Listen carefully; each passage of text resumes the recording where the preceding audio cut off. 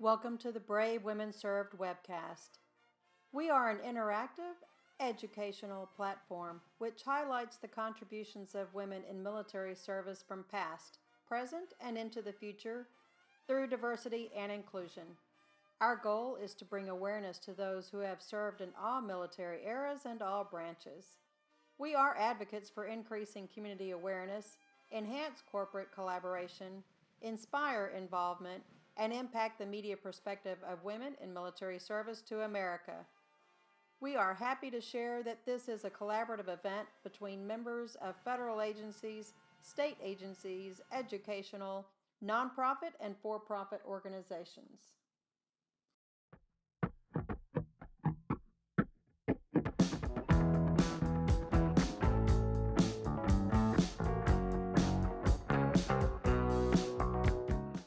Welcome, everybody, to our inaugural event. We're really excited about bringing something new.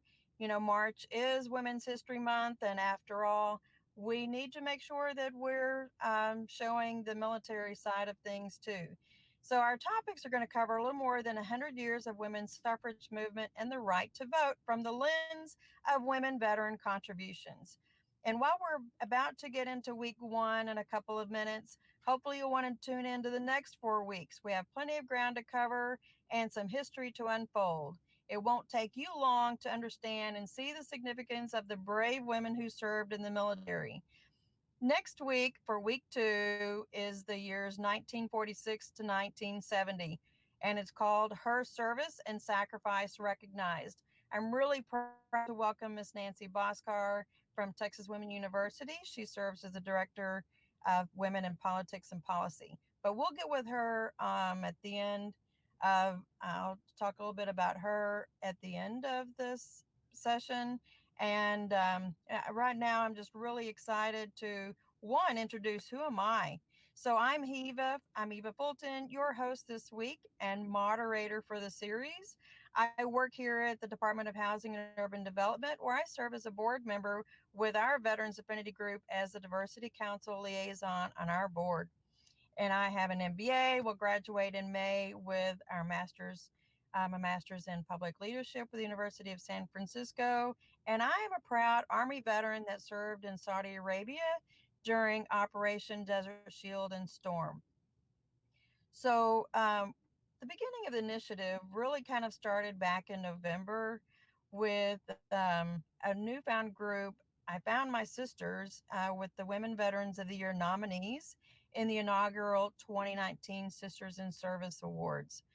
And I saw that this was a great opportunity to fill a gap of sharing in the diversity and inclusion realm of many federal, state agencies, commercial entities across the nation. And each of us have proudly served in the military during our professional careers. Some of us has even served in combat ranging from Operation Desert Shield Storm, myself, Operation Enduring Freedom, and Iraqi as well. So we're going to cover a lot of ground in this pre-1920 to 1945 theme for this week called Women Warriors Emerge. And we have a fabulous guest speaker, Miss Marilla Cushman from the Women's Memorial in Washington, D.C. So, Marilla, you tell your story way better than I do. Would you please tell us a little bit about you? Well, thank you, Eva. That's really kind of you. It's a privilege to be here with you today. I am a 25-year veteran of the United States Army. I was had a direct commission because that's what happened in those days. Women weren't permitted to serve or to enter the service academies. We weren't permitted to go to ROTC. So a good majority of us were direct commission. So I happened to be running through the student union one day, and there was a WAC officer there um, with her recruiting booth, and I thought, gee, that's kind of interesting. I think I'll go back and see what she's up to when I get done class. And I did, and sort of the rest is history. I was privileged to be accepted for a program called College Junior, where they accepted 150 women from across the United States who were between their junior and senior years of college to go to Fort McClellan, Alabama for a month to see what it was like to be a WAC officer. And so I was captured. I was with a group of women, 149 other women. Maybe they didn't want the Army, but they were going to make a difference. And I wanted to make a difference too. So from the 150, they could accept, I think it was 90 to go on to a student officer program. So I raised my right hand and enlisted for a year while I finished my senior year of college. It was a great program, got the pay of an E4, a year time in service, all privileges. And when I graduated, I was commissioned as a second lieutenant, WAC. Wow. Yeah. And so, as I said, kind of the rest was history. I only had to give him back 2 years. I loved what I was doing, and I guess hindsight is sweeter. But I have to tell you, I can't remember a day that I didn't love being in the Army. Oh, I know the feeling. Yeah. When the Women's Army Corps dissolved in 1978, I transitioned to the Adjutant General Corps, which is primarily personnel and administration. But spent most of my time at the 7th year at that time. Officers were required to accept or choose an additional specialty, and I did that. I chose public affairs, and wow, what a ride that was! I got to work with the Army Be All You Can Be campaign. I traveled around the world with an advertising agency producing ads. I had the opportunity to work for the Secretary of Defense, Secretary Weinberger, as the executive director to an organization called the DACOWITS, Defense Advisory Committee on Women Right. in Services. I was chief of media inquiries for the Army, hardest job I ever had. Was kind of the direct link to the Army's link to the media. Right. Hot And spot to be in. pardon me. That's a hot spot to be in. It was in retrospect, it was quite a hot spot. And I finished my career, with an extraordinary privilege. I got to work for the chairman and the vice chairman of the Joint Chiefs of Staff. And it was just, like I said, it was just such a privilege to work for them. And so one day I was, I guess we were getting ready for a Christmas party or something in the chairman's office. And I got a call from Brigadier General Wilma Vaught, who was the founding president of the Women's Memorial. She told me it was time to go. Uh-oh. Asked me to come and to interview for a job for the public relations director. And I did. And so that was 23 years ago, almost to the day Wow. that I came here to the Women's Memorial. So that's my story, and I'm sticking to it. But not only your story, but really part of being living history as well, which is really quite fitting, not only where you work, but the topics that we're discussing now. So, right. Now, interesting enough, the original theme for Women's History Movement, month. Sorry, I'm stuttering. Women's History Month is supposed to be about the women's suffrage movement, and that's covering 100 years. And but when we had our conversation, you said, really, all of this really started before that time. You said, can I go back in history a little bit further? Yeah, for sure, Eva. We're going to sneak back a little bit prior to 1920, obviously. And so prior to what was going on with women before World War I, women had always served with the Army or with the military, beginning with the American Revolution. They were sutlers and nurses, and they were cooks, and they did all kinds of things on the battlefield. Some of them were, served as nurses with the troops. Some of them served as men, disguised themselves as men during both the American Revolution and the Civil War. But come the Spanish-American War, the Army was looking to find some professional nurses. So they contracted with nurses, by the help of the DAR, they contracted nurses to serve Uh-huh. during the Spanish-American War. And they did so well that it convinced the Army that they needed to uh, develop a corps of military nurses. So the Army Nurse Corps was created on the 2nd of February, 1901, so 119 years ago, to, Wow. to carry this professional corps of women so that they were ready for service with the military. And in 1908, the Navy Nurse Corps was created. So that was, so until then, until 1901 and 1908, women served with the military, but unless they disguised themselves as men, um, they were not actually in the military. So, Right. so that's kind of the situation um, prior to World War I. So as we approached um, the World War I, and we entered the war in April of 1917.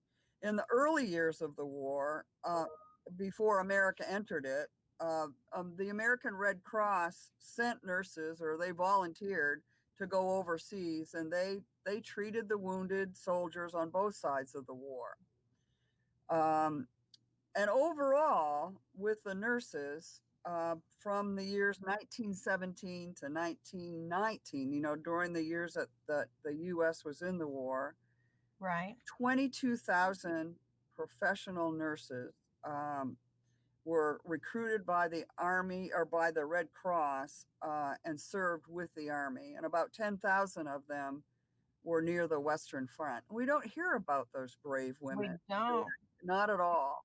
And I've been to World War One memorials out there in France and in Germany. It was, those are really sights to see. So I'm really glad we're covering this. Yeah, I mean, it was just extraordinary. You think about what the conditions must have been and how they got I there. cannot. It, it, Yeah. it's just amazing. And about the Salvation Army sent about 250 volunteers to the front lines as well. And they helped with ambulance services, they provided meals, they were chaplains. And for the first time, they served donuts. So you can guess where I'm going with this. That's where they earned the name of Donut Girl or Donut Right. Lassies. Donut Dolly was later, but so Donut Girl or Donut Lassies. And then with here in the United States in the home front, um, millions of women were stepping up. They wanted to make a difference. They wanted to do something. So they created something called the Women's Committee of the Council of National Defense. And they organized all of these women to do all kinds of different things on the home front. They were Red Cross workers. They were Motor Corps women. They served in the Salvation Army, the YMCA, the YWCA, and all kinds of organizations like that. And the Women's Land Army that were responsible for farm work. Uh, Wow. all kinds of things were going on with women. They were moving out of the home, out to the businesses and working um, in, in the general public. And there was a great involvement of Black women as well. Not a great involvement, but certainly a start. Right. Um, with the YMCA, for example, they recruited women, only 3, and sent them to France to support the Black troops in France. And they worked in various things with the YMCA, in writing letters home and doing things of that sort. There were a group that were recruited by the Navy called the Golden 14. They were yeomen um, who who served in the Navy as enlisted women, and we'll speak a little more about enlisted women in the Navy as well. Okay, good. And about 1,800 Black nurses were certified by the American Red Cross to serve with the military, but they weren't called up until toward the end of the war, particularly when the flu epidemic was overtaking so much of the troops that they enlisted the service of these Black certified nurses. So so anyway, we have women all over the place, and they're working in civil service and all kinds of different things. And so the war is looming, and the Navy in particular is beginning to realize that there is a great critical shortage of personnel. What are they going to do to Right. not only man the Imagine fleet? that. Yeah, imagine that. Not only man the fleet and send them overseas, but what about all of this stuff that's going on back in the headquarters units here in the United States? So there Right. was a young civil servant named Charlotte Winters who worked for the Secretary of the Navy. His name was Josephus Daniels. Um, and she suggested to him, I always find that interesting that a civil, a young civil servant speak to the Secretary of the Navy. I guess it was different in those days. And she Right. suggested to him that he ought to enlist women in the Navy Reserve to relieve some of these personnel shortages. And he actually documented this conversation with her in his journal. And 6 months later, he acted upon her proposal, and yeah, and um, uh, turned to his people and said, "Hey, is there a law that says that a yeoman must be a man?" And so his staff, kind of looked at things, and I have to tell you, none of the services were particularly eager to bring women Oh, into the force. Does that surprise you? nope, not at No. all. Okay. So anyway, they looked at the Naval Reserve Act of 1916 that authorized the Navy to enlist folks into the reserve, Naval Reserve, and it only said persons. It didn't specify male or female as the legislation that permitted the Navy to enlist people into the regular Navy. Uh-huh. So he jumped on that, and in March 19 of 2017, he authorized the enrollment of women in the Navy. Um, and and the very first woman to do that was a young woman named Loretta Perfectus Walsh. She was also a civil servant, so we can thank Loretta to be as the first enlisted woman in any of the services ever in the U.S. military. She was a civil servant. She was working in a recruiting office in Philadelphia, and she became the very first woman to raise her right hand on the 21st of March in 1917. And she was the first official enlisted woman in the military. And she actually, in the end, about almost 12,000 women served in the Navy, but Loretta was the very first one. That's fabulous. Yeah, and so the various things that I've read that women, when they learned that they were going to be able to serve, to enlist in the Navy, that they literally, they lined up. Their lines went around the corners to, from recruiting office, waiting to be, to be interviewed to see if they could enlist in the Navy. And some of Right. them even spoke that, they were interviewed in the morning, and that night they were in the Navy. Things obviously were a bit different then. But Right. badly, and what the critical shortage was to bring this force, this resource, in to help the war effort. So they really just wanted to serve, though. Is that the biggest thing? Yeah. Is they just wanted to do their part serving America too, right? That's exactly right. They just wanted to serve.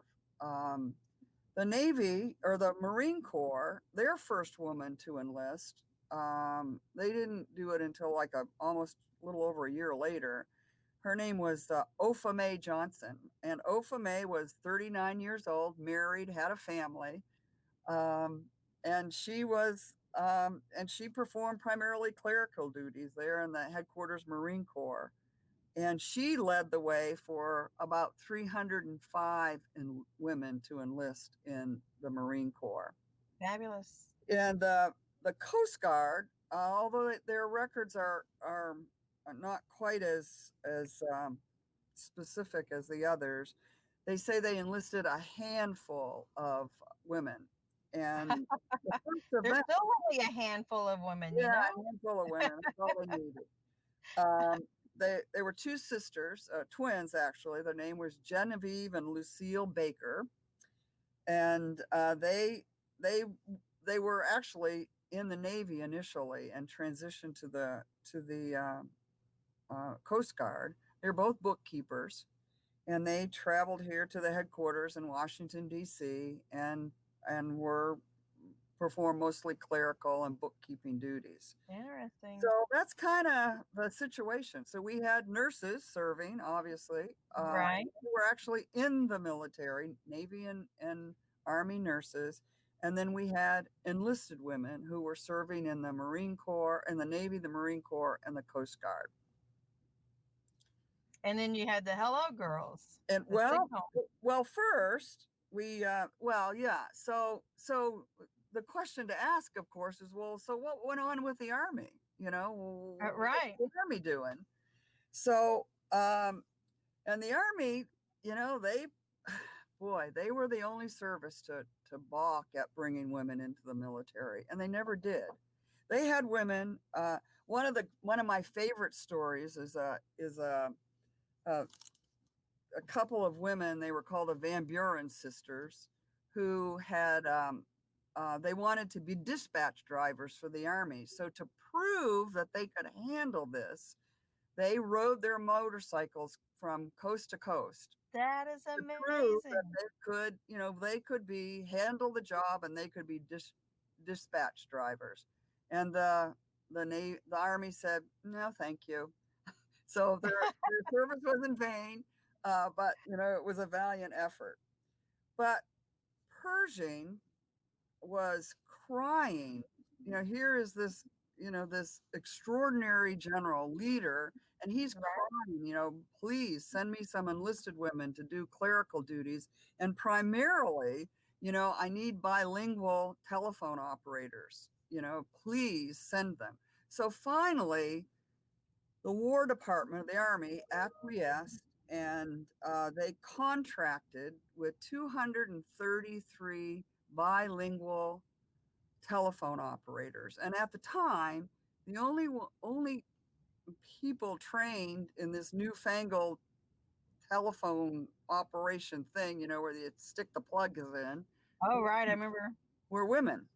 So anyway, they gave them uniforms. They actually lived almost as military people, with rules and regulations and so on and so forth.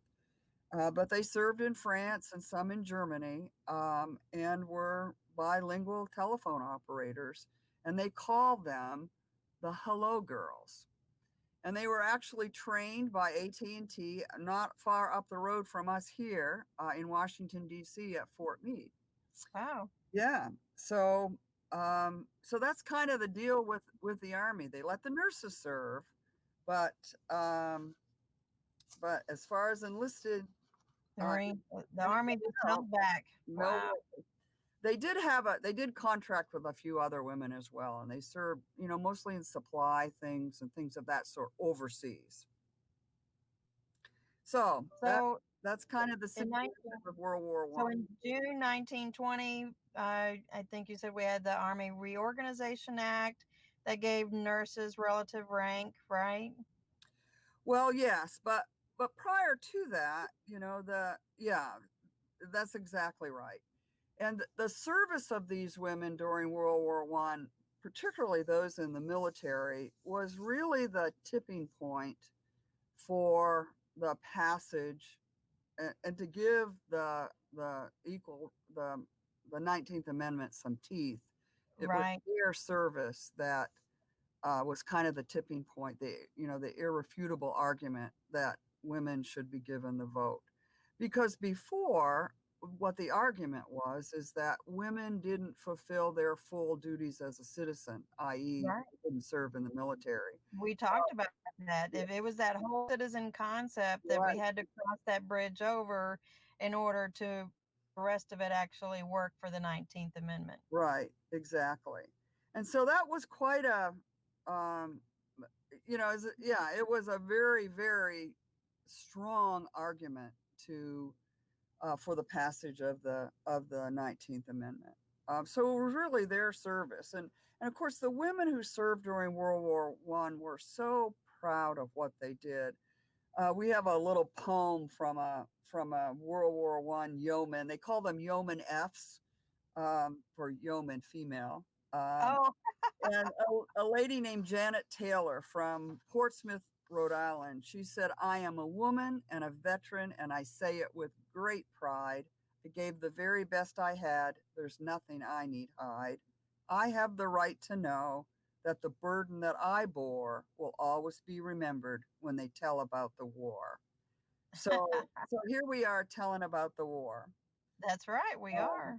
Yeah, and as you said, so what were the other impacts of their service during World War One? Well, one was the Army Reorganization Act that finally gave these women nurses relative rank, because before they were just called nurse. And as Uh-huh. the story goes, why weren't they given rank to begin with? Well, the story goes that the male members of Congress didn't want these women nurses ordering men around. So Oh, they didn't have rank. So with the Reorganization Act of 1920, they were given relative rank. They still weren't supposed to be ordering men around, but it gave them an opportunity for advancement and pay raises and things of that sort, um, based on this relative rank. which really kind of keep moves us towards being a little closer to on par, a little bit more equal treatment in some ways. Not quite getting there, but it's an inching closer. Correct. So, all of those women that had served during World War One, those in the military, of course, were discharged. They were there for the duration of the war. And we think about all these great things that they did, but in 1925, the Congress looked at the Naval Reserve Act of 1960, that little thing that gave them the loophole that let Josephus Daniels uh, permit women to serve or enroll women in the Navy. I don't know if the Congress was so angry with him that he duped them, but in 1925, that act was amended, and to specify male, not just persons, but male Oh, uh, could only serve. So we get to 1925, and it looks like women would never serve in the military again because you know they've yeah, got there was that stay back home, staying in the kitchen, having kids, and it was the same story we've heard since I was a little girl. well, it was yeah, I guess it was it amazes me that these women had such an impact and they did such great things that they had this prohibition put upon them. But again, of course, the nurses were always serving, and it's interesting, nurses have always been treated differently than the line people. Right. So it was interesting. So if so for women, except for the nurses, where they're essentially prohibited from military service, what happened in World War II? Well, that's a great question, Eva, because we're in the same situation again. Is that there's critical shortages of manpower. I mean, we're sending millions of Right. men, or getting ready to. It wasn't quite. We hadn't quite entered the war, but we knew that it was going to be, great manpower shortages. So again, they look to women. It's all about need. So Right. they look to women, and fortunately, Eleanor Roosevelt was a great advocate, as well as the president, of having women in the military. And we had a couple of congresswomen who were serving at the time. One was Edith North Rogers from Massachusetts, who saw the struggle during World War One and getting women on board, and having them, take up some of this shortage, as well as Margaret Chase Smith from Maine.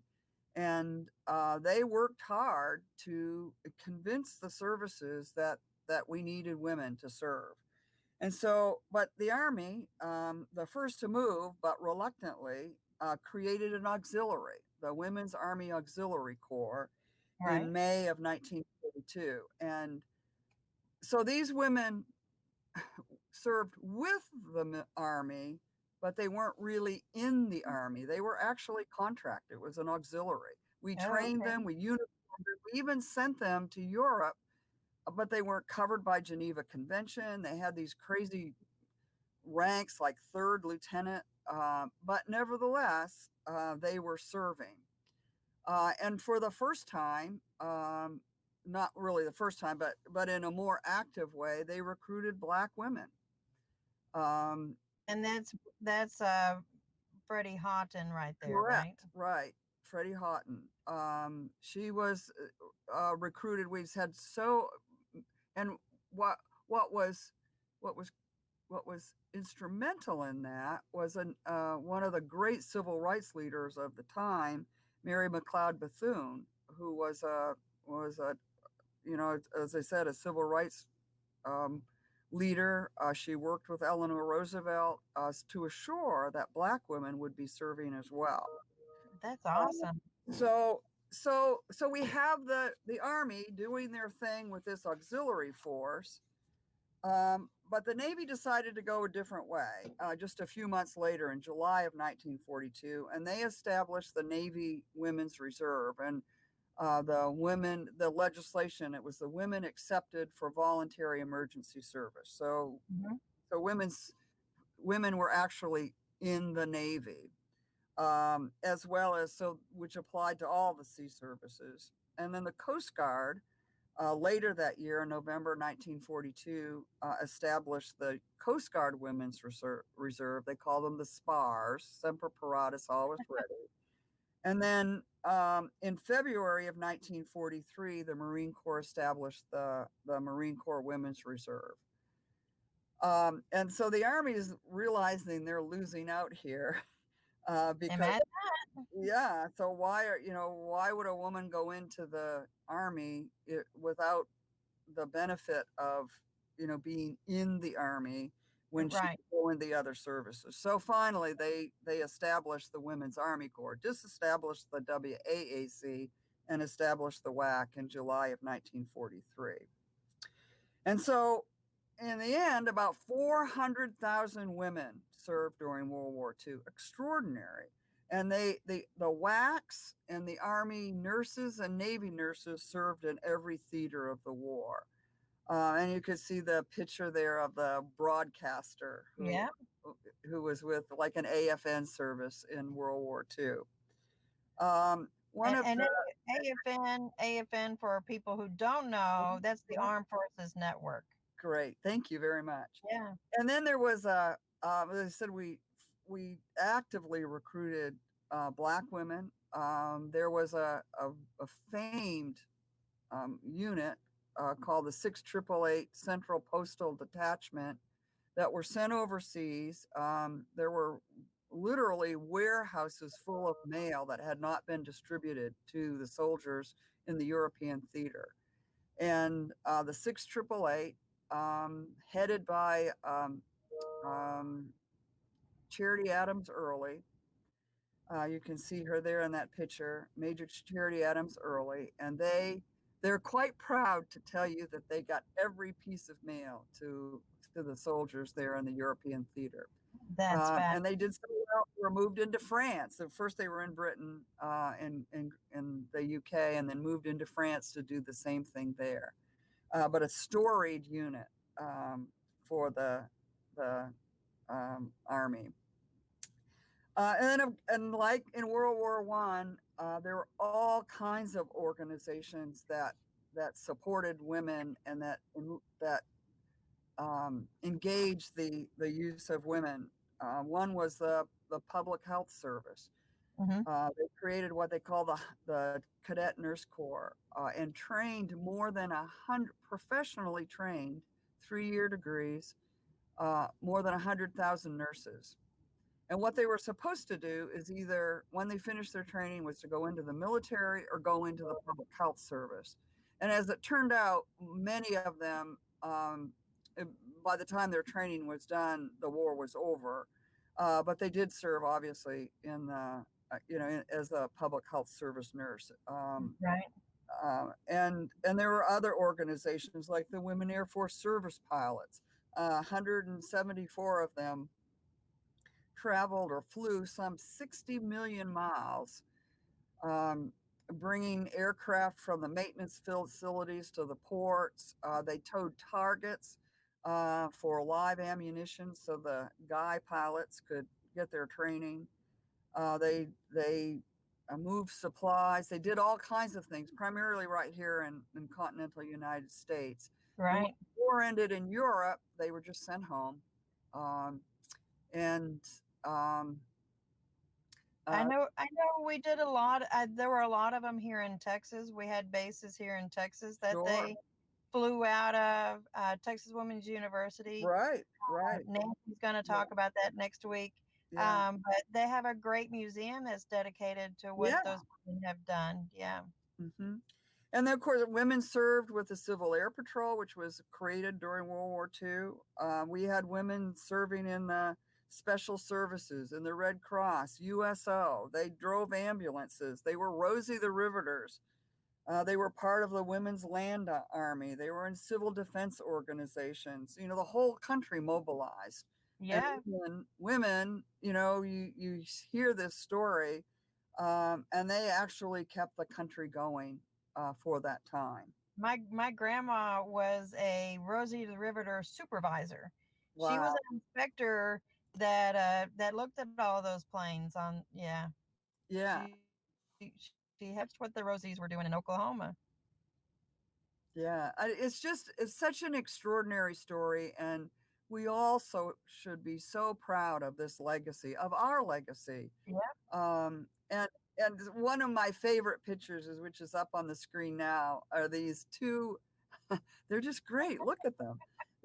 These are two army nurses during World War One, and they were hiking a glacier in France. But I Wow. mean, just look at them. These strong women who stepped up, who made a difference, and they just wanted to serve. But Many they they didn't were have the same. brave. They were just Right. really, really brave to me. Absolutely. They didn't have the same benefits. They didn't, you know, well, you know what it was just Well, it yeah. So you basically they didn't do it for the benefits. They just did it because they they wa- they felt that calling to serve in the military, and it was worth whatever the sacrifice, being away from family, to go do what was right and take care of the troops and find some way to serve besides just the guys. exactly. So, but it was those women of World War One, those two women like that you see right there, who gave you and me the vote. So, Yeah. um, so hurrah for them. Um, Yeah. and it's exciting to know that we're going to celebrate their service as part of this centennial year of women Definitely. achieving. The women's right to vote. Yeah. If it weren't for them doing that, we wouldn't have what's happening today across America. March 3rd, a lot of people are voting. and they're ecstatic. Really, to me, what would have been like if they hadn't? How long would it have taken for women to have the right to vote or minorities have the right to vote? And I really knew we needed to tell this story, that if it hadn't been for women serving the military, and as what you and I talked about a couple weeks ago, that whole citizen concept, then we would have a very different dynamic looking voting populace right now, or it would have taken a lot longer for it to have happened. Because I'm sure at some point we would have, made sure we had that equal opportunity. But just to get that bar moved sooner rather than later means all the world in doing this today. Exactly. Yeah. You're And Uh, those women came from every corner of the United States. So just imagine. I think about again, those two women hiking the glacier. Who knows where they came yeah, from? Some little town like me in northern Maine, and they ended up on a glacier in France. How about that? right? That is so Mhm. awesome. I grew up here in North Texas, in a little small town. I've been to Germany and France, and across the state a couple of places, Georgia and Texas, and I even got to land in Nova Scotia, going to Germany, and ended up in Saudi Arabia. So I've traveled. It's been an experience to do this, and wanted to make sure that we tell the story, because not only did they live, they started history, there were a lot of firsts, what we've talked about today, but you and I are living history as well. So I'm glad that where you work, you're continuing the story, but I knew that partnering with you on doing something like this in a very innovative way for Women's History Month would really just kind of move that bar a little bit farther, be a little bit more proactive. We as women, we've not found that voice very well, and I have learned how to use it. And I'm really excited that we're on this journey to help be a platform to tell the voices of the things that we've been through, to educate the public, who are women veterans. When we were so good at being in the military and wore that hat, we got out and we're having to put on that veteran hat. All right, so I'm being told, make sure to speak up and say what's going on with WIMSA.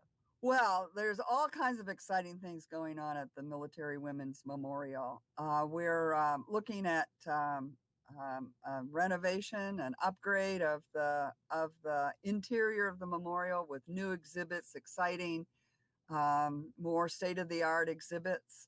So that's an exciting Okay. thought. We're upgrading the database as well. But we're always continuing to look for and make sure that the women who've served have registered their service, Eva. The Women's Memorial is the place where women's service is visible, Yep. and preserved, for the American public, for our sons and daughters, for future generations, so that we are always aware that women served. It's the place where America celebrates our service and tells our service.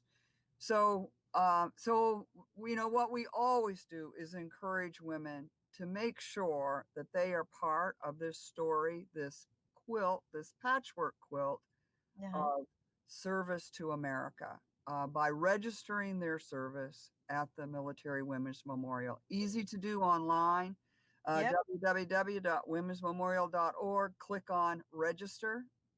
Doesn't cost anything, although we are always happy for donations, obviously. Uh, but but take your rightful place in history.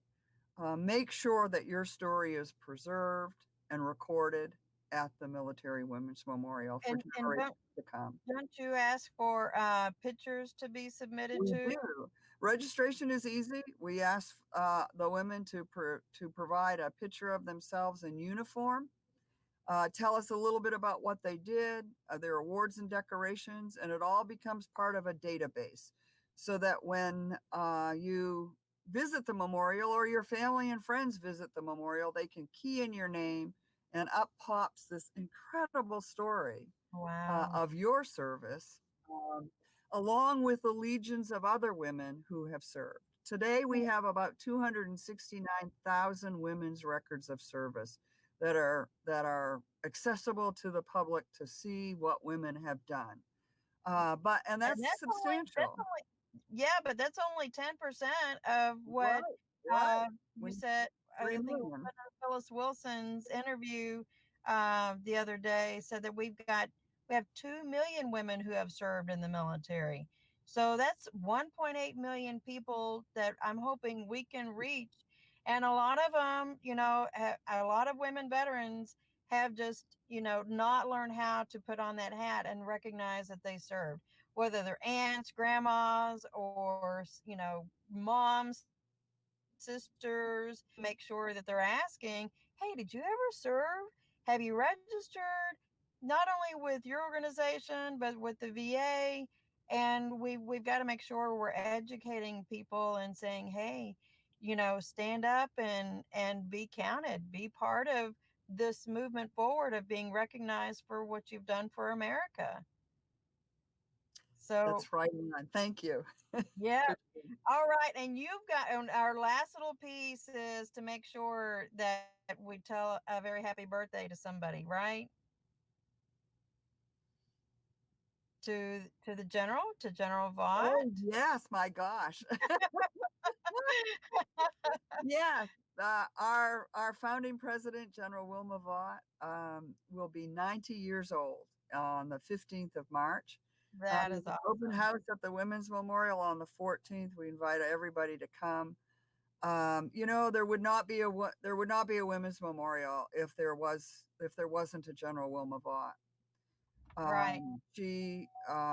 She it was absolutely the driving force behind the establishment of this memorial, raising the funds, and getting the support that was needed to make sure that there was a place for women's service to be honored and recognized and for it to be told.